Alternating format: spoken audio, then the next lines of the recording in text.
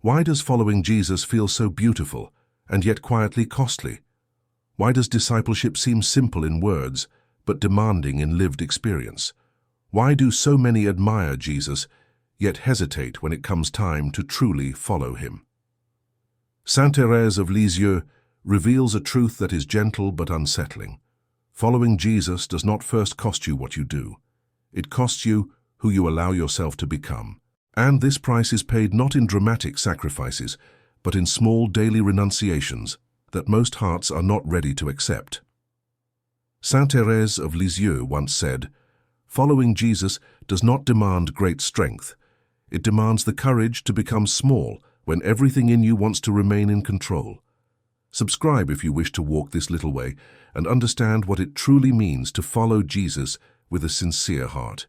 Many imagine the price of following Jesus as something visible and heroic, leaving everything behind, enduring suffering, changing one's entire life overnight. But Saint Thérèse saw deeper. She understood that the real cost of discipleship is interior, hidden and continuous. It is not paid once, and it is paid every day in silence. To follow Jesus, in her understanding, is to accept the loss of self-centeredness.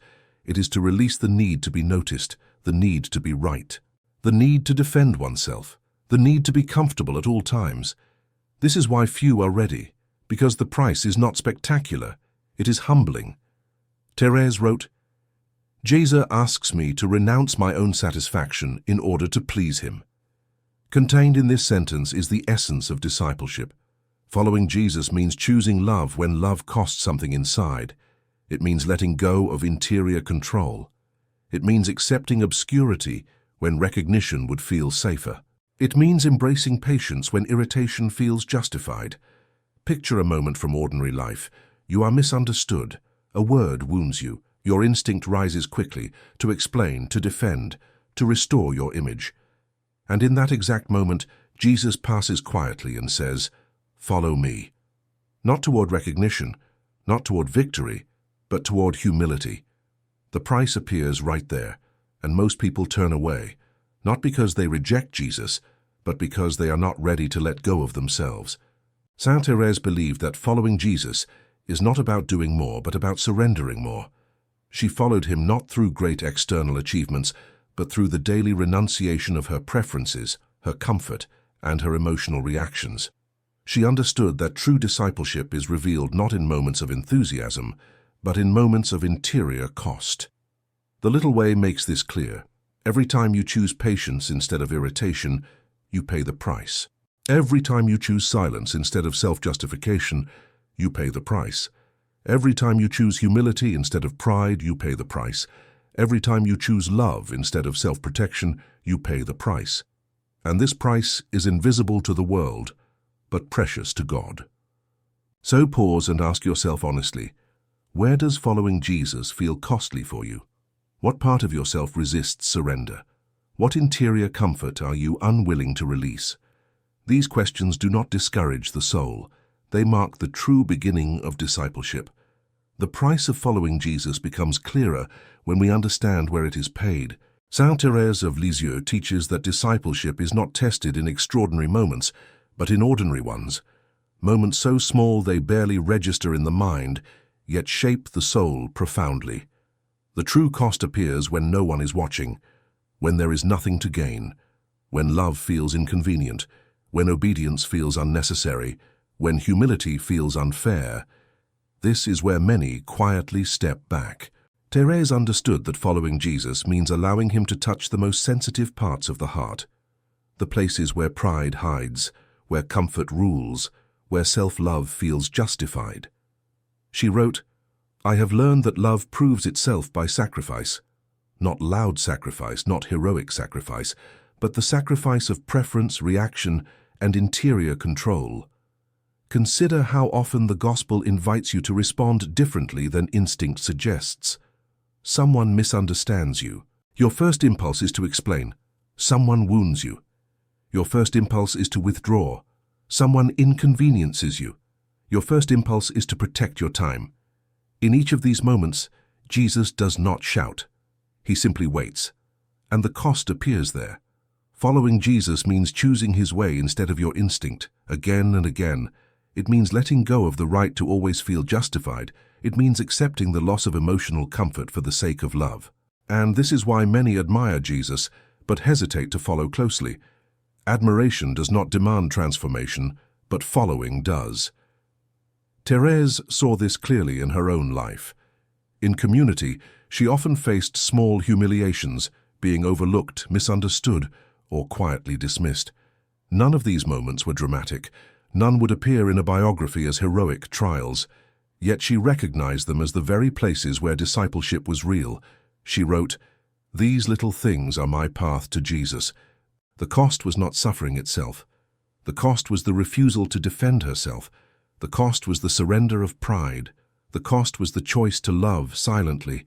This is the hidden price few are ready for, because it asks something very specific: to let go of being the center. Following Jesus means accepting that your comfort is no longer the highest priority. Love becomes the priority. Humility becomes the priority. Faithfulness in small things becomes the priority.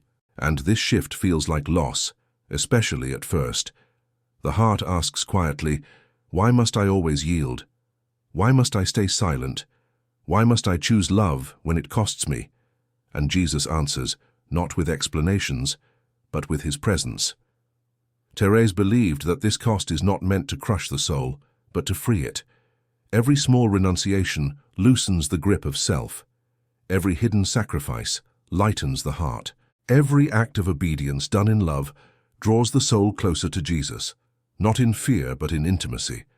The price of following Jesus is real, but it is never paid alone. Grace always meets the soul in the moment of surrender. The reason the price of following Jesus feels so difficult is not because it is too great, but because it touches the deepest instinct of the human heart, the instinct to protect itself. Saint Thérèse of Lisieux understood that the heart resists discipleship not out of hatred for God, but out of fear of losing control, dignity, comfort, and emotional safety. Following Jesus asks the heart to loosen its grip, and the heart is afraid of what will happen if it does. Thérèse wrote with striking honesty, "I feel in myself the resistance to suffering, to humiliation, to contradiction." She did not pretend otherwise. She acknowledged the resistance, and then chose love anyway. This is what makes her teaching so real. She never denied the cost.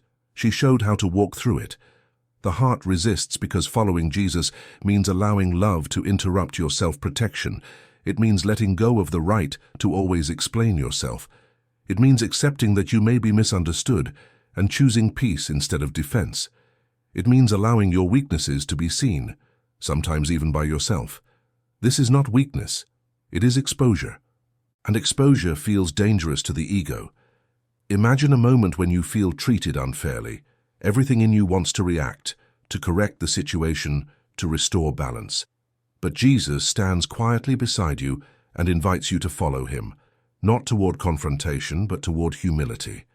The heart immediately feels tension. A quiet inner voice says, "This costs too much." This is where most people stop.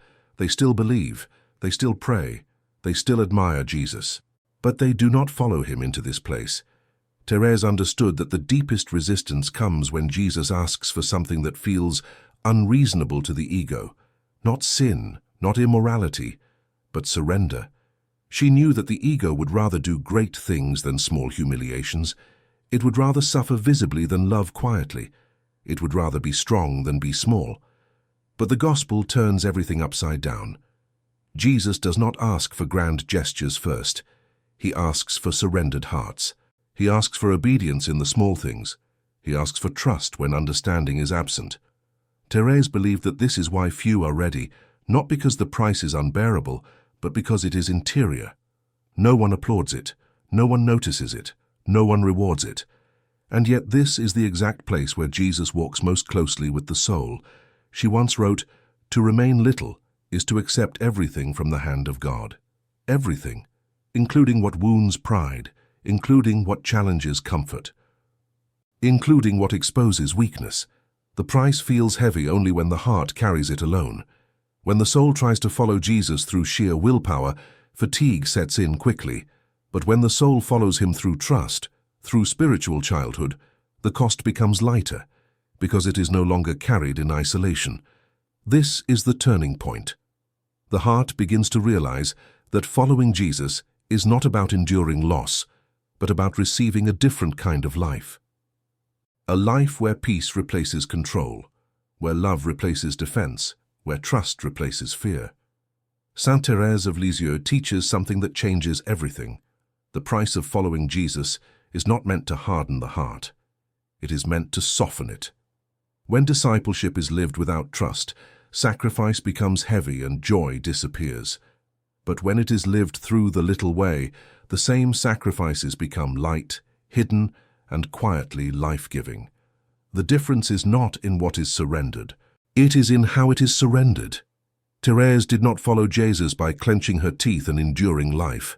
She followed him by offering her sacrifices as acts of love. She once wrote, "I do not fear suffering for him, I fear wasting it." For her, sacrifice without love was empty. Sacrifice with love became union. This is why she refused to dramatize the cost of following Jesus. She never magnified her trials. She minimized them, not to deny them, but to keep her heart free. She understood that when the soul focuses too much on what it gives up, it becomes self-centered again. Love disappears, and discipleship becomes bitter. Picture a small, ordinary moment. Thérèse is tired. Her body aches. Her emotions feel thin. Someone asks something of her that feels unnecessary. Everything in her wants to resist. This is the price appearing again, not loudly, but gently. She pauses. Instead of asking, "Why must I give this?" she asks, "How can I love here?" That single question transforms the moment. The sacrifice does not change. The weight does. This is the secret few understand. Following Jesus is unbearable when it is lived as loss. It becomes sweet when it is lived as love. Thérèse believed that Jesus never asks for something without giving himself in return. When the soul offers patience, he gives peace. When the soul offers humility, he gives freedom. When the soul offers surrender, he gives rest. The exchange is hidden but real. This is why she could say with sincerity, "I find joy in giving up my own will." Not because her will was evil, but because she discovered something better, a deeper freedom, a lighter way of living, a heart no longer weighed down by self-concern. The little way teaches that the price of following Jesus is paid in small coins, not large ones. A smile instead of a complaint. Silence instead of justification. Trust instead of control. Love instead of comfort. Each coin seems insignificant, yet together they form a treasure that draws the soul closer to Christ. Many souls are afraid that following Jesus will make life smaller. Thérèse reveals the opposite. Refusing to follow him fully is what makes life narrow. It traps the heart in self-defense, resentment, and fear. Following him opens space, interior space, where peace can breathe. The soul that learns to surrender with love does not become diminished. It becomes free. When the soul accepts the price of following Jesus with love rather than resistance, a quiet transformation begins. Saint Thérèse of Lisieux describes this transformation not as excitement or emotional intensity, but as interior freedom. The heart is no longer tense, no longer calculating what it loses, no longer guarding itself. It becomes simple again. This freedom is the hidden reward of discipleship. Thérèse wrote, "Perfect love casts out fear." She understood that fear is what makes the cost feel unbearable. Fear of losing control, fear of being hurt, fear of being overlooked, fear of giving more than one receives. But once fear loosens its grip, the soul discovers that following Jesus does not diminish life. It purifies it. Imagine walking while carrying a heavy load.